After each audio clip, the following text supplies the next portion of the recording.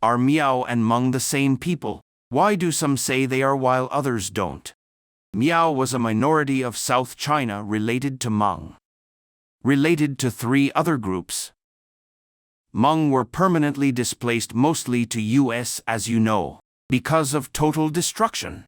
Helped US in the secret Laos War, but few if any received recognition or medals. In 1997 finally Hmong and Lao fighters dead and alive received recognition. US betrayed them by promises made in the field to motivate them, but didn't deliver after the war. Slightly different languages and cultures overlap Miao and Hmong, though ethnically they are related, like Latin countries. Hmong had no written language. Many Hmong settled in Fresno, CA, where my mother taught them English gratis. She said they are intelligent as a people. Others settled in Minnesota. Today, there are Hmong associations, lawyers, doctors and politicians in Fresno. Now, Suni Lee, Olympian 2020 Tokyo, is Hmong. Originally, no written language. What's the relation between Miao people and Hmong people? Miao is a Chinese term used to describe the people who speak the Mongic languages of the Hmong language family. People who speak the Mianic languages are referred to as Yao in Chinese. Thus, an alternate name for Hmong is Miao Yao. And yet not all speakers of the Mongic languages belong to the Miao. For example, the speakers of the Bunu and Bahenjic languages are designated as the Yao, and the speakers of the Shik languages are designated as the Shi and the Yao. The Kem Di Mun people in Hainan, despite being officially designated as Miao people, are linguistically and culturally identical to the Kim Mun people in continental China, who are classified as a subgroup of the Yao. Miao has never been a derogatory term. Brute is a derogatory term. Some people do not know the word, and the misunderstanding of the wrong word thinks that Miao is a derogatory term. The Hmong are a few specific West Mongic speaking groups that developed the Hmong diaspora after continuous persecution by the Manchus, caused many to flee China. They self-describe as Hmong because they left China at a time when Miao was still seen as derogatory. Many overseas Hmong people reject the word Miao and use Hmong as a replacement, but Miao and Hmong are not interchangeable terms since Miao refers to a much broader group than just the Hmong. In modern China, the term Miao does not carry these negative associations, and people of the various subgroups that constitute this officially recognized ethnicity freely identify themselves as Miao or Chinese. Some scholars today have estimated that there are over 200 distinct ethnic groups that inhabit China, but the government only officially recognizes 56. Here are just a few of the different subgroups labeled Miao. What constitutes an ethnicity has always been blurry throughout human history, especially in a country like China, which is as large as Europe yet did not historically care about Eurocentric concepts such as race. Do we define ethnicity by culture, genetics, language, or is it arbitrary? Are all the Miao subgroups different ethnicities, or are they just different subgroups of one greater ethnic group? Why did the government not include the Shi people if their main defining trait is speaking Mongic languages? Most people have debates about the different Han subgroups every other day, but this same discourse could apply to almost every other ethnic group in China. The Uyghur peoples think of themselves as one ethnic group, yet they speak two languages from two completely different language families, depending on their location. The Western Uyghurs speak a Turkic language while the Eastern Uyghurs speak a Mongolic language. The Jiamao people of Hainan identify as Thai, and for decades anthropologists considered them to be a subgroup of the Lei until research in the 1990s indicated that Jiamao was probably a language isolate that had been Taicized over the centuries. In terms of genetic diversity, the 1.4 billion Han Chinese from across the world are more genetically homogeneous than much smaller ethnic groups, like Inner Mongols, Kazakhs or Uyghurs. On the other hand, the Han Chinese are much more culturally diverse than them. Then you have the Miao, who happen to be less genetically diverse than the Han but also more culturally diverse than the Han. There are at least 160 Miao subgroups, whereas there are only about 22 distinctive Han subgroups. It's probably because the Han formed multiple unified polities throughout history, and the defining characteristic of Han identity is cultural. From the interview with the following Miao people, we can see that our Miao people have a lot to improve. Only by getting rid of the bad aspects, the Miao people can be better. Are you proud to be Hmong? I'm going to be honest. Just based on what I've been through in life so far, the area and Hmong people I grew up around, and the fact that I'm still very young and figuring out who I am, late teens. No. I am not proud of being Hmong. All my life, I've seen my parents fight, my aunts fight, my uncles fight, my cousins fight. My idea of Hmong people is that they only know how to argue, steal, blame, and fight over stupid things like meat they slaughtered for ceremonies, funerals, or money. I've never met a nice, friendly, understanding Hmong person before. It's just so hard to. Some of my worst enemies in high school were even Hmong. My parents cut off all their relatives because no one ever gets along. Therefore, I don't have any cousins that I can talk to when I'm not getting along with my super traditional, conservative parents. I try talking to them, but it seems that their parents are behind their backs telling them not to talk to me because I'm so-and-so's kid. I try going to school and doing good so that I can have a successful future, but my aunts and my mom always pressure me with marriage and kids. They always ask me why I'm just going to school, why I don't hurry and get married.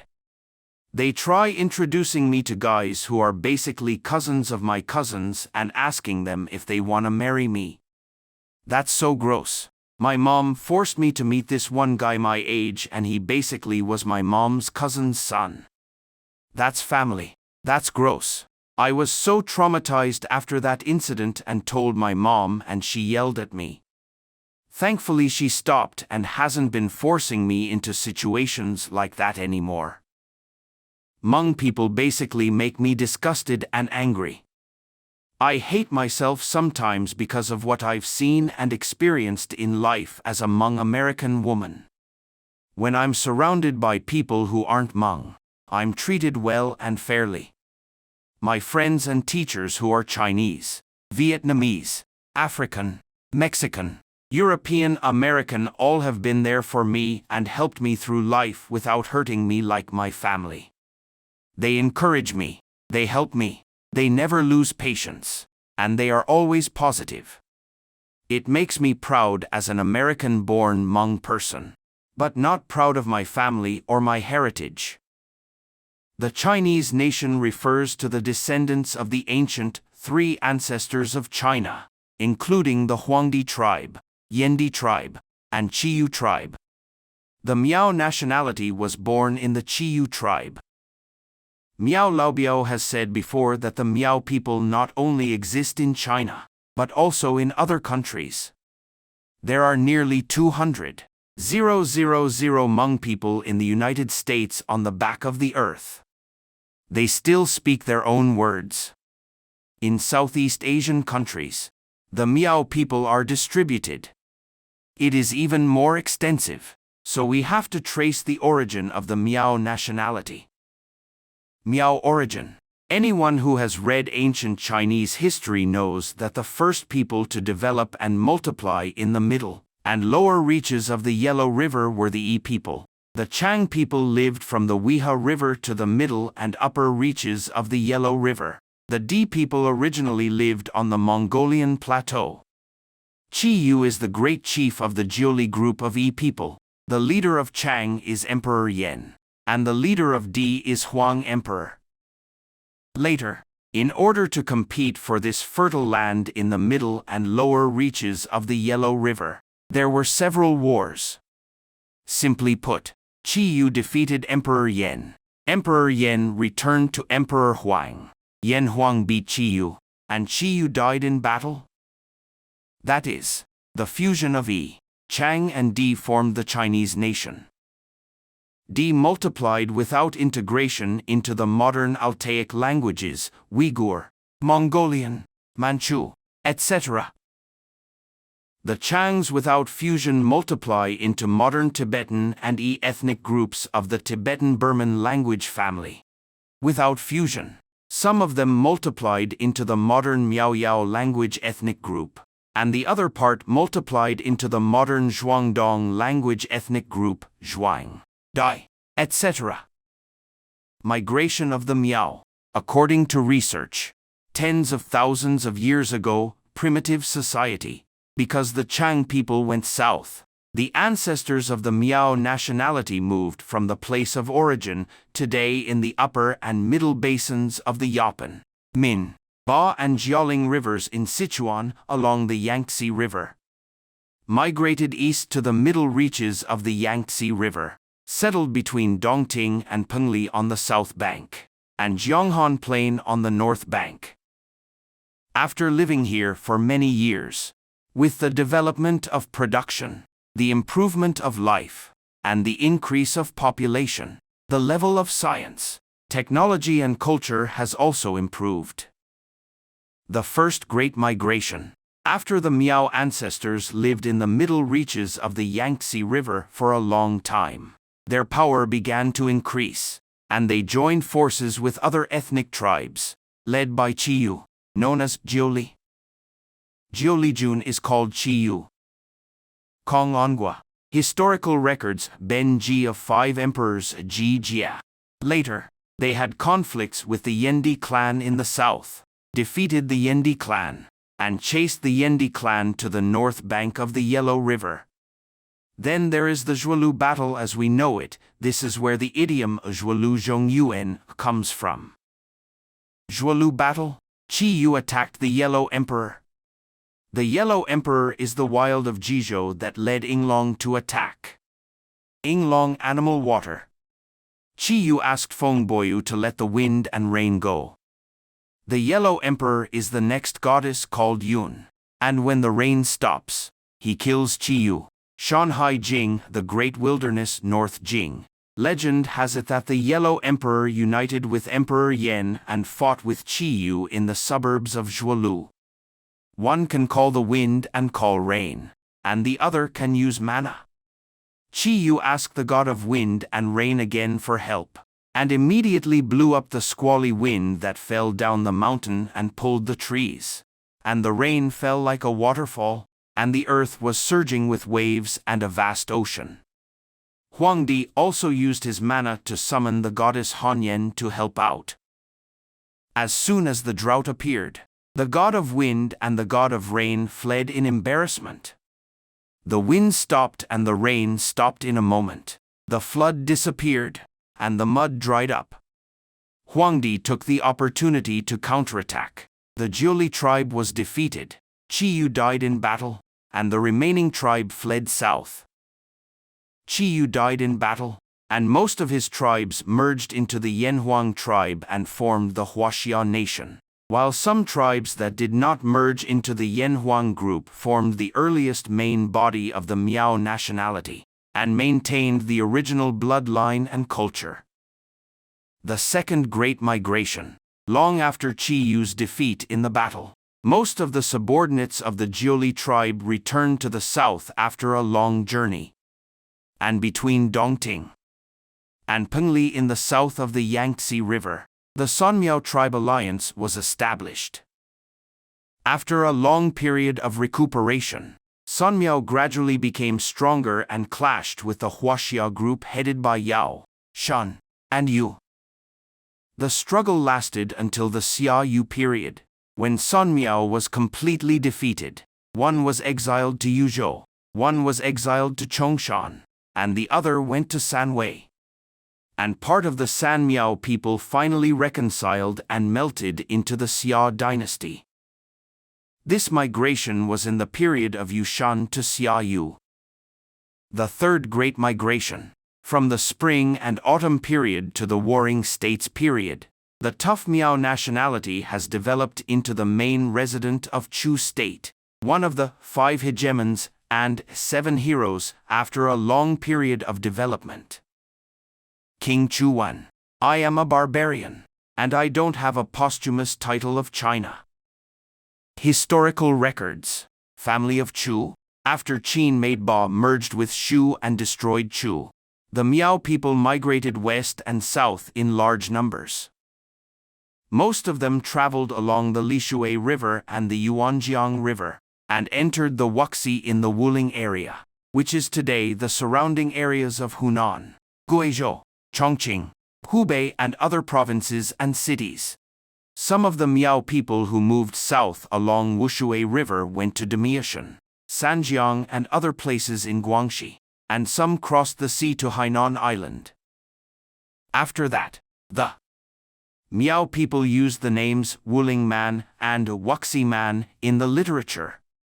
This is the Third Great Migration in Miao history. The Fourth Great Migration. During the Qin and Han dynasties, the Wuling Man had formed a powerful force and attracted the attention of the feudal dynasty. Beginning with Emperor Guangwu, from then on and during the Tang and Song dynasties, the feudal dynasty continued to use troops on the Wuling Man and Wuxi Man. In the 12th year of the Kaiyuan period of the Tang dynasty, 724, the court eunuch Yang Xishuan recruited envoys in Guizhou, leading 60,000 soldiers, carrying out Zhang, beheading 30,000 levels, Zitsitongjian. Due to the continuous conquests and suppressions of the feudal dynasty, the Wuling Man and Wuxi Man were forced to move westward, or to live in seclusion in higher and more dangerous mountains and valleys. Some moved westward along the Wuyang River and moved to Xizhou, now Cangong County, and the Sinan, Yinjiang, and Fanjing Mountains. Some settled on the hillsides and valleys of Lara Mountain in Phoenix in western Hunan and Songtao in eastern Guizhou. Some went up the Qingshui River west to settle in the southeast of Guizhou. Some moved farther, into northern Guizhou, western Guizhou, southern Sichuan, Yunnan and Guangxi, and their distribution became more and more scattered. This is the Fourth Great Migration in the history of the Miao nationality. Fifth Great Migration. During the Yuan, Ming and Qing dynasties, due to the heavier ethnic discrimination and oppression of the Miao people by the feudal imperial court, and the cruel military repression, the Fifth Great Migration movement on a larger scale and broader scope took place. During the Ming and Qing dynasties, the Miao people were forced to revolt many times and were suppressed and massacred many times. Every time the uprising failed, it resulted in leaving home. Qianjia Miao People Uprising.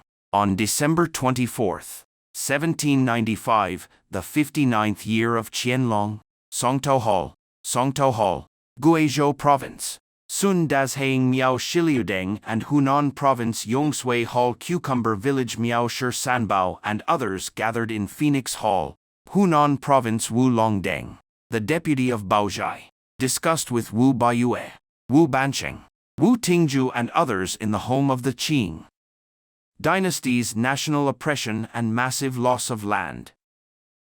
They put forward the slogan, "Expulse the guests and regain the land of the seedlings," and agreed to contact the adjoining Songtao on the 18th of the first lunar month, February 7th, and the Miao villages in Yongsui, Fenghuang, and Qianzhou would revolt together. Because Shiliudeng's preparatory activities for the uprising were discovered by the government, the Songtao Dazhaing uprising was forced to erupt on the 5th of the first month ahead of schedule. Within a few days, Shi Sanbao was in Cucumber Village in Yongsui Hall, and Wu Bancheng was there. Suma Village in Phoenix Hall, Wu Longdeng in Yabao Village, Wu Auguste in Qianzhou Tingping Long, and Wu Tingju in Sanchaping also fought. This time the Miao people also migrated from China to abroad. According to a French scholar Yang Moding's investigation, between 1810 and 1820, about 50,000 people migrated to Laos. In 1850, they had settled in Luang Prabang and took root. The Hmong in Thailand moved from Laos through Myanmar from the end of the 19th century to the beginning of the 20th century. In the war around 1975, some Hmong people in Laos became homeless refugees during the war. With the help of Thailand and the United Nations, these refugees were imported to a third country. The United States is the country that accepts the most relocation of the Hmong, with more than 200,000 people. Countries such as France, Canada, Australia, Guyana, Germany and Argentina have also accepted hundreds, thousands or tens of thousands. The migration of the Miao people in history has generally been from east to west. After going through many places and going through untold hardships, it didn't settle down until the 19th century, nearly 100 years. Due to the continuous migration, the Miao people have honed their indomitable will, understand that unity is strength, cultivate a hard-working spirit, and a strong adaptability. However, due to constant migration, the productivity of the Miao people has been in a state of low-speed development for a long time, which has also resulted in many Miao dialects, and there is no unified Miao language and script. Now China has decided to eliminate the ethnic minorities. They hope that through the method of integration, the Miao and other ethnic minorities will be gradually eliminated. They must first eliminate the language and prohibit the dissemination of the Miao language on the internet. Most of the Miao children in China can no longer speak Miao. The Miao language is gone. The Miao language is at stake. Will the Miao nationality exist forever? The number of Miao people abroad is so small, and they are not united and quarrel with each other. How long can they hold out after the disappearance of the Chinese Miao? Because the number of Miao people is small, the role of Miao language is small, and the next generation is unwilling to learn Miao language. How long can Miao language survive?